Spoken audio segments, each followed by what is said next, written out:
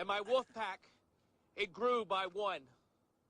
So where there were two of us in the WolfPack. I was alone first in the pack, and then Doug joined in.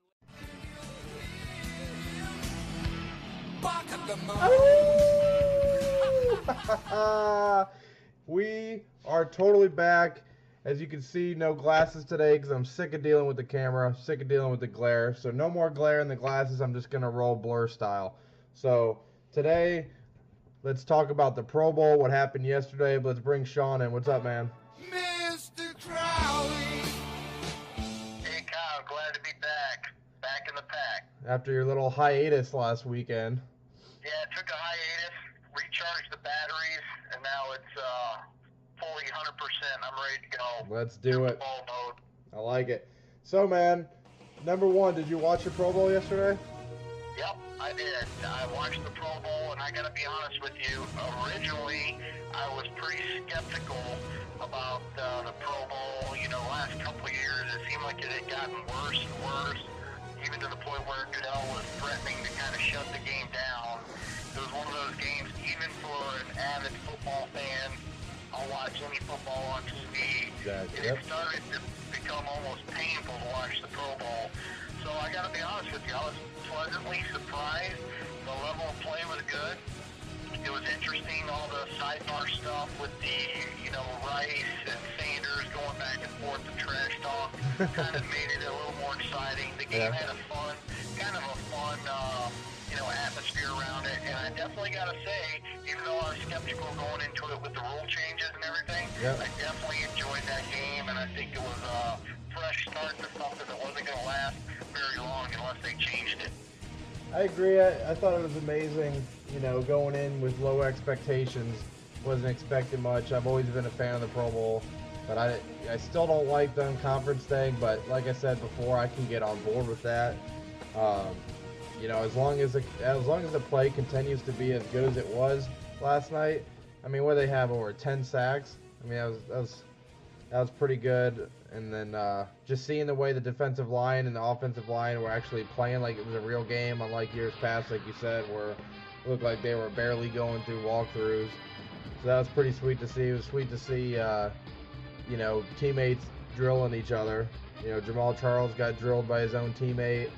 I think it was Josh Gordon got drilled by his own teammate. And then the funnier one was Tolbert ran over Luke Kuechly. That was pretty cool. You don't see that much very often, the offensive guy laid in the wood to the defensive guy, so that was pretty cool. But with all that being said, the one thing that was terrible was those fucking god-awful uniforms. Those things were terrible. You're not much of a uniform guy. What did you think of them? Yeah, I wasn't much on the uniforms at first, but, kind of given the flavor of the game, how it was non-conference and the direction they were going to go, I thought, you know what, why not? Something brand new and fresh, so I enjoyed it. I kind of like the whole theme of it, and, I like seeing the players go against their own teammates. I like seeing that Cam Newton was going against his own coach. Kind of added, another little element to the game as well. Yep. So, all in all, I was going into it. I didn't think that I was going to like 2-minute warnings on every quarter. I didn't think that I was going to like change of possession at the end of a quarter. But honestly, that made the game more interesting. Yeah. It is hard to get used to an all-star game, basically, where it's not conference, because in every sport we're pretty much used to seeing that. Yep. But you know what? It's basically an exhibition game. You're seeing the best players out of your sport that have been selected to the Pro Bowl, and just to see them on the field in that atmosphere, I guess it is what it is. I wouldn't overthink it. Yeah, same thing.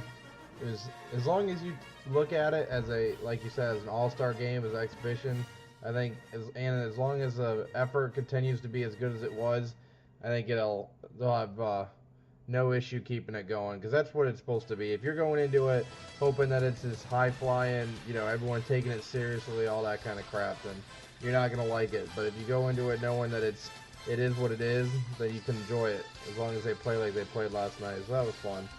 But I think some of the rule changes too kind of brought the defense back into it, because with the previous format, I don't think that you could, I think you were basically stuck playing cover 2, and there was always that cushion that the defensive backs had to provide the wide receivers.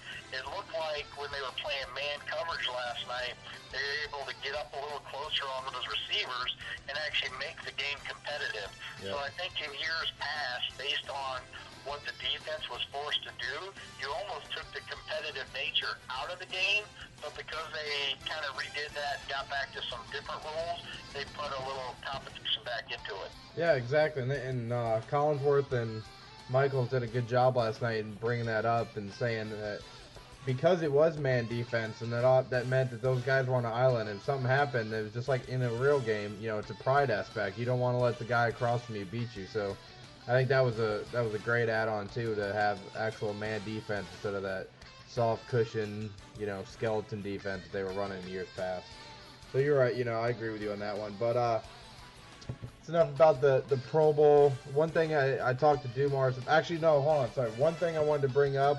I forgot to do a Lions stat of the day. I've forgotten the last few times, but since we were talking Pro Bowl, I wanted to bring up the Chiefs had 10 Pro Bowlers last night in that game. I went back and looked. You have to go all the way back to 2004 to get 10 Lions Pro Bowlers, and 7 of those were between Calvin and Sue. So that just tells you the difference in some teams' talent and our perceived talent. But anyway, let's go into. I talked to Dumars about it, but I want to get your take. What do you think about the whole Richard Sherman saga? You know, I know Richard Sherman, when the whole thing went down, kind of his outburst, getting caught in the moment, whatever you want to call it. You know, Sherman has basically taken a lot of heat for that, and it's never stopped.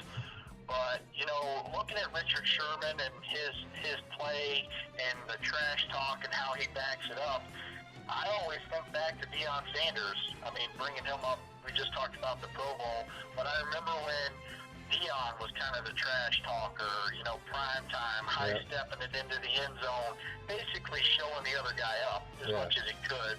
You know, he was living it up, and a lot of people hated Deion back in his day. I kind of look at it this way: if you talk the talk, walk the walk, and Richard Sherman backs it up. Yeah. I mean, if you're not a Seahawks fan, you don't like Richard Sherman. If you're a Seahawks fan, you love Richard Sherman. So basically, you know, he's good and he's bad, but I definitely would take Richard Sherman on the Redskins any day of the week. Yep. And to bring the Lions there, it's the same concept as Sue. You know, if you're a Lions fan, us Lions fans, we love Sue. We love all the extra, you know, the tone of the line, you know, the going to the echo of the whistle and all that. So you're right. You know, when the guy's on your team, you justify everything that he does. You say that, you know, you want that guy. You know, so I agree with that part. So I'm with you on there. I think it's the extra stuff in the off season that I don't like. You know, I can put up with the stuff that he says on the field and all that crap. It's the stuff that he, like I said before in the Skip Bayless interview, saying that he was better at life than him and talking over people and all that kind of stuff. That's Darrelle Revis is right now. In my 24 years of life, I'm better at life than you. Okay. So all right, that's fair. Let's get down to that. Let's not get personal here. I just want to know. Do you think you're better than Darrelle Revis is right now? I'm better than you.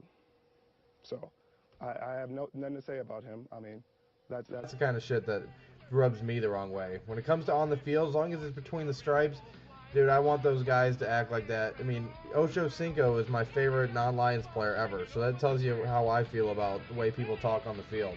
But it's the extra shit that I don't like from Sherman.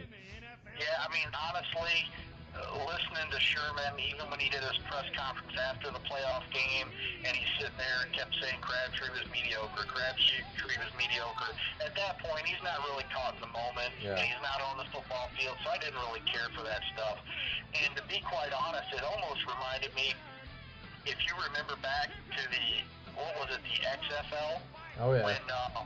remember when they used to do interviews on the sidelines with the players and all that kind of stuff? Yep. And it was just pure gibberish the whole time. They Yeah. just trash talk. And it was one of, they actually tried to bring that to that league and thought, wow, we're going to get real-time insight from the players. There was no insight involved. It was just complete garbage. Yep. And I almost thought, that's Richard Sherman. That's why you don't interview a player Right after, yep. That's why you don't even give him a microphone. Exactly. So, Richard Sherman, good player, probably should have been in the XFL. I agree. That sounds like some great analysis there. XFL for Sherman would have been great. But yeah, man. So Super Bowl's this weekend. There's we're not gonna go into picks or anything like that. But you weren't here last week at all to talk anything about the Super Bowl. But real quick, is there anything that you've seen the last week that is worth mentioning this early? There's a whole lot of stuff coming out, different sidebar notes and stories coming out. I do see Lynch looks like he's not really going to get involved too much with the media. That's kind of a story that we talked about earlier in the year, how he wasn't talking to the media. And I think he's going to try to avoid the media during the Super Bowl week as well, leading up. So that'll probably build a little more publicity. Yep. But focusing on the actual play of both the teams, the more I dig into the film and look at the old games and looking at all the stats and everything, I think this game is going to be a lot closer than some people think.